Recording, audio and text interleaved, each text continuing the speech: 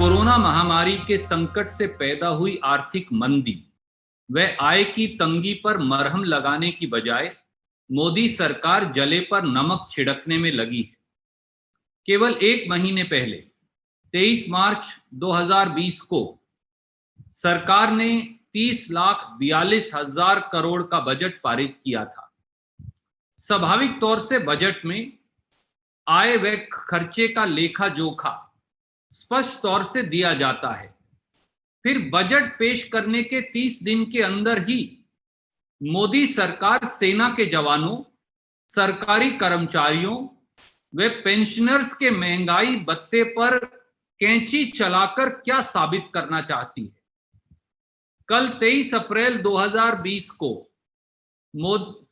ठीक बजट पेश करने के ठीक एक महीने बाद वित्त मंत्रालय द्वारा एक अजीबोगरीब फरमान जारी कर बैक डेट से यानी 1 जनवरी 2020 से 30 जून 2021 तक महंगाई भत्ते, महंगाई राहत व सभी पुरानी और भविष्य की किस्तें काट दी गई। साथ में यह फरमान भी जारी कर दिया गया कि 1 जनवरी 2020 से 30 जून 2021 तक कोई बकाया या पुरानी किस्तें किसी कर्मचारी या पेंशनर को नहीं दी जाएंगी।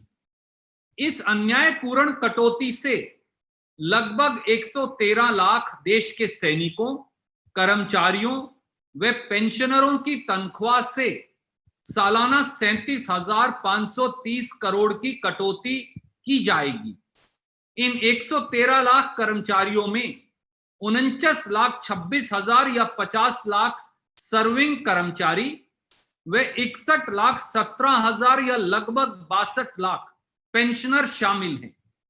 सबसे दुर्भाग्यपूर्ण बात यह है कि मोदी सरकार द्वारा महंगाई भत्ते की कटौती कर जख्म देने की इस कवायद ने देश की रक्षा करने वाले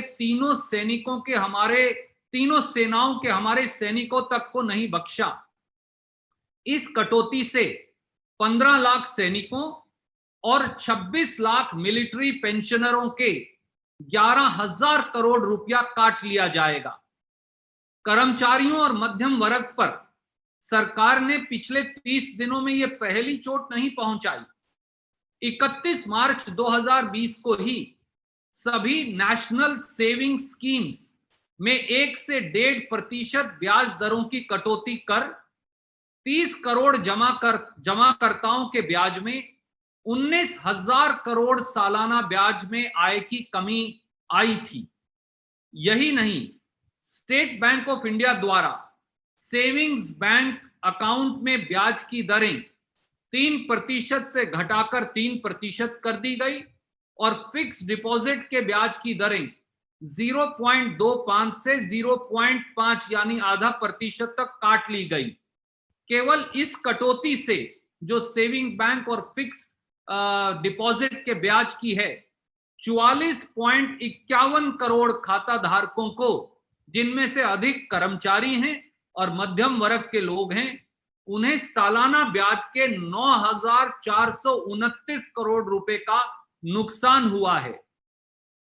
मोदी सरकार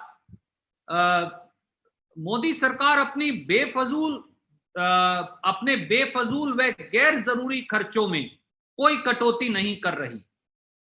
सबसे पहले, अगर सरकार को पैसे की तंगी है तो बजट में जो बेफजूल और गैर जरूरी खर्चे हैं उनकी कटौती अनिवार्य है, परंतु उनकी कटौती ना कर मोदी सरकार सैनिकों, सरकारी कर्मचारियों व पेंशनरों की जिंदगी की सारी आय पर हमला बोल रही है।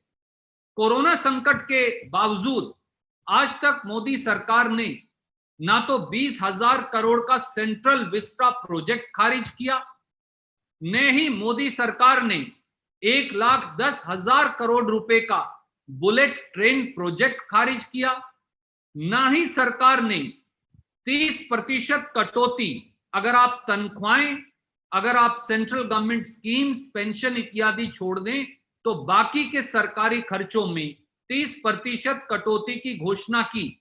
जिससे अकेले 2.5 लाख करोड़ रुपया और बच सकता था। यह दर्शाता है कि मोदी सरकार की पथ भ्रमित प्राथमिकताओं का यह जीता जागता सबूत है। हम मांग करते हैं कि देश के सैनिकों, देश के मिलिट्री पेंशनरों, देश के सरकारी कर्मचारियों और देश के हमारे पेंशनरों, उनकी तनख्वाह, उनका महंगाई भत्ता ना काटकर सरकार सेंट्रल विस्टा प्रोजेक्ट जैसा 20,000 करोड़ रुपए का बेफजूल खर्च, सरकार 1,10,000 करोड़ रुपए का बुलेट ट्रेन खर्च, सरकार 2.5 लाख करोड़ रुपया अपने सरकारी खर्च में अगर कटौती करती और ये पैसा गरीबों, मजदूरों और जरूरतमंद लोगों को देती तो पूरा देश इसकी तारीफ करता। मोदी जी, ये पथ भ्रमित प्राथमिकताएं छोड़िए और गरीबों, मध्यम वर्गीय लोगों, सरकारी कर्मचारियों और देश के सिपाहियों और सैनिकों, उनके पैसे को दोबारा से उनके हाथ में दीजिए ताकि वो इस कोरोना की महामारी में आर्थिक संकट से जब जूझ रहे हैं, उन पर मरहम लगाने की बजाय आप उनके जले पर नमक छिड़क रहे हैं। हम मांग करते हैं कि भाजपा सरकार इस पथ भ्रमित नीति को फौरी तौर से बंद करे।